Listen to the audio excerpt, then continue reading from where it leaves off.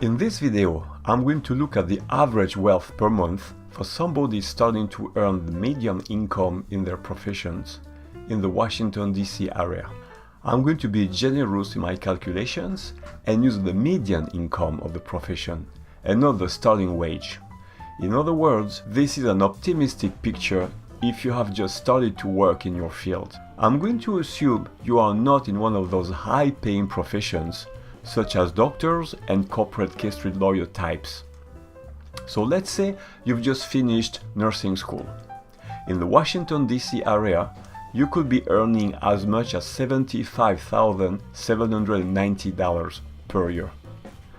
As an accountant, I'm going to assume you're going to make $53,089 per year.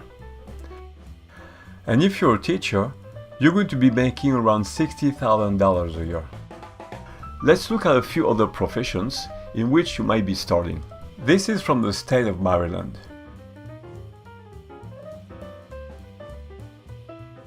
If you have a Bachelor of Business Administration, this is what you could be making. If you become a mechanical engineer with an undergrad degree, this is where you are. If you have an MBA, which is a master's degree, this is where you are. This is what you get with a master in computer science. For all these professions, it would be foolish for you to assume that you would be starting with a higher number. I've estimated the average of all these professions on the optimistic side around $62,000 per year.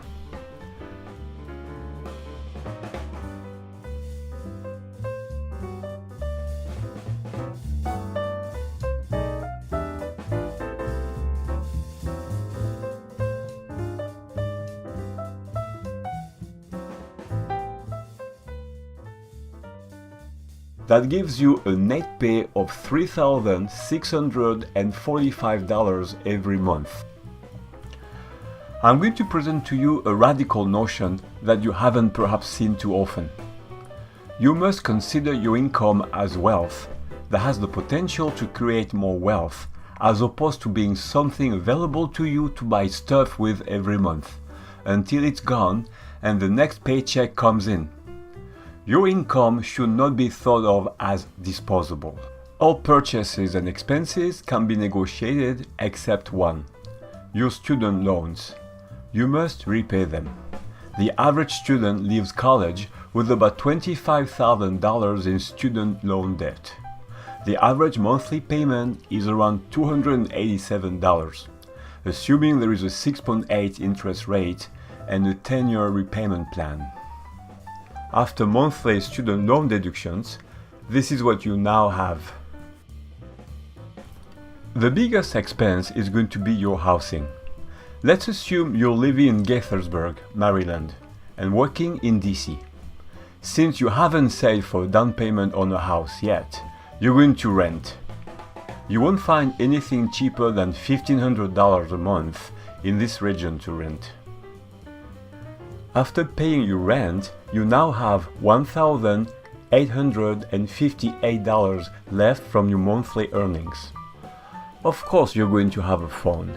If you follow the trends and do what everybody is doing, you're going to spend around $100 a month on a cell phone plan.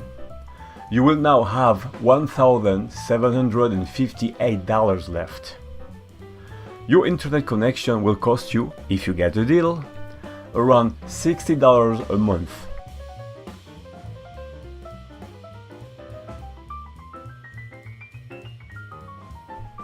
You are now left with $1,698 from your paycheck. You're educated, which means you know you should be healthy. Maybe you'll shop in some organic grocery stores in your area. I strongly doubt you'll spend less than $100 per week buying organic kale, organic soy milk, walnuts, and almonds in bulk. You now have left $1,298. As I said, you're health conscious, so you have joined a gym at the amazing deal of $35 a month. You now have left $1,263. It's exciting to start your adult life. For the first time, you have your own place and you're making what's looking to you to be a decent amount of money. Let's face it, you're not going to live like a monk or a nun. I strongly doubt you're going to spend less than $200 a month for fun in that vibrant metropolitan area where you live. You now have $1,063 left from your net pay. What if your job doesn't provide decent medical insurance? With the Affordable Care Act, which is still in place at this writing, with the lowest premium on the Bronze Plan and including health insurance, co-pays for doctor's visits, glasses, dental, etc., broken down into monthly payments, you'll spend around $250. You now have left around $800. Then, whether you rent or own, you're going to have bills around $100 for electricity and $30 for water. If you have pets, their food and vet expenses, calculated as a monthly average, will run about $50. You now have left around $620. Hopefully, besides going out for fun, you're going to have some interesting things going on in your life, such as hobbies, and you might buy or replace cameras, laptops, etc. Broken down monthly, whether you pay for them in cash or with a card, you'll spend around $150. You now have $470 left. Now, let's remove around $100 for some unplanned miscellaneous expenses, and you are now left with around $350. Have you noticed that you don't have a car yet? You could actually use the metro to commute. After all, you live in the DC metropolitan area. But come on, it's cool to have a car, a new car for the first time. This is where things can go wrong very quickly. A car is not an investment. By definition, an investment is something that grows. When you invest money, you become wealthier.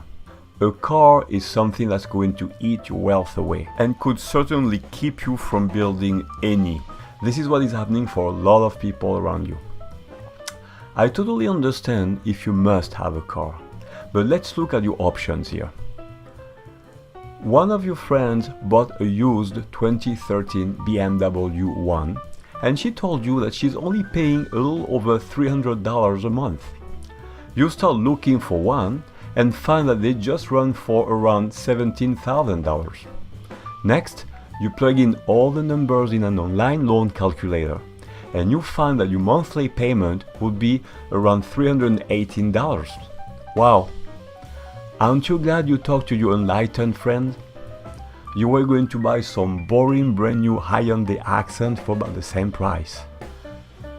Unfortunately, that car could prove itself unsustainable and will lead you to a potential financial disaster. $318 is the money the bank wants you to pay each month for the loan they gave you. It has nothing to do with the true cost of operating that luxury car, because this is what it is, a luxury car. The true cost of a car is determined by taking into account much more than just the monthly payment. Let's look at the calculator from the Edmunds site. You're going to discover that the true cost of that car for 5 years, if you drive around 15,000 miles a year, is going to be just under $50,000. By hovering over the pie chart, you can see the breakdown of the cost. If you divide the cost of that car by 60, you have 60 months in 5 years, which is the length of the loan, you'll realize that it's going to actually cost you an average of $827 every month. This is where things are going to become tricky. The first 24 months, that car might actually cost you just $318 a month, plus insurance and gas.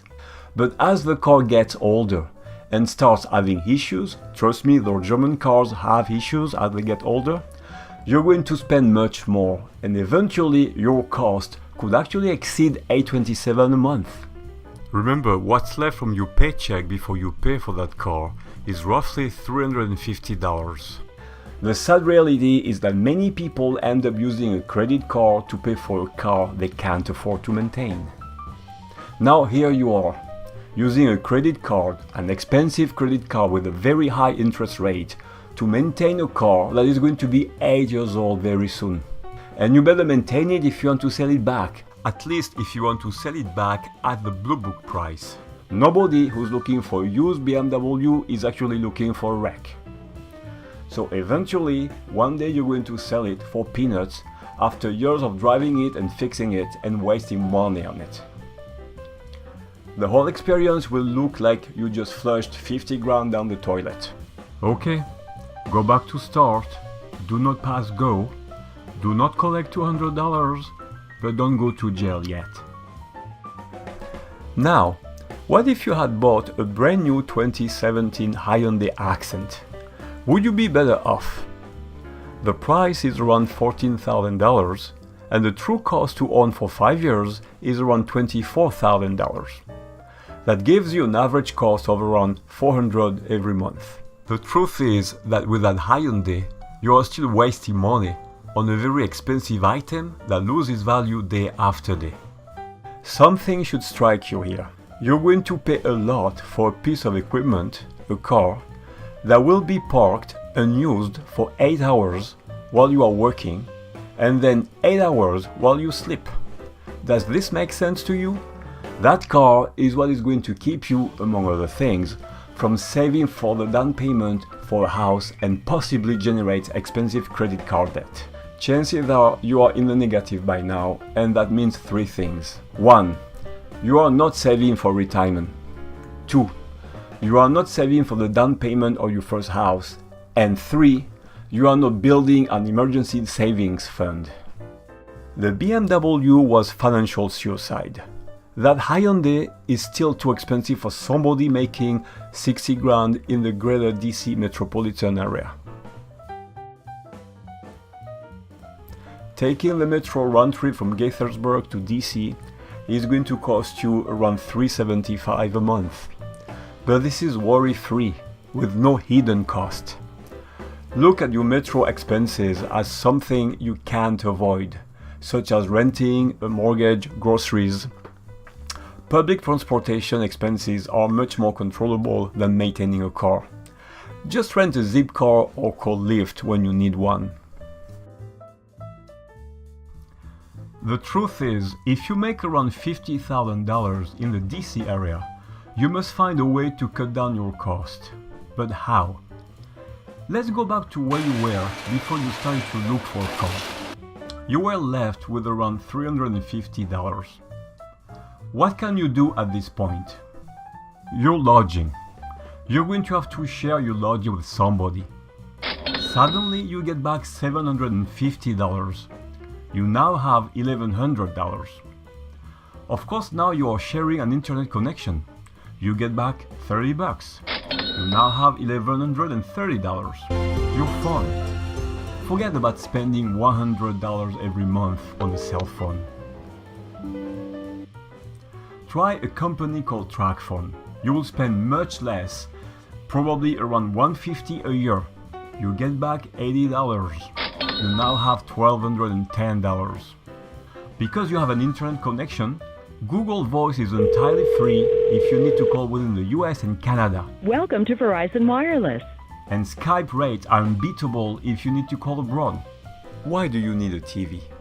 As a millennial, is there really something that interests you on TV that could justify spending $150 on cable? I'm older than that, and there's absolutely nothing I can watch on TV these days. You must start looking at your wage as a wealth-building tool, and not some kind of expendable resource. Pay yourself first. If you don't care about a house and an emergency fund, at least save between $500 and $1,000 a month on a retirement plan and have fun with whatever money is left after you pay for your future self.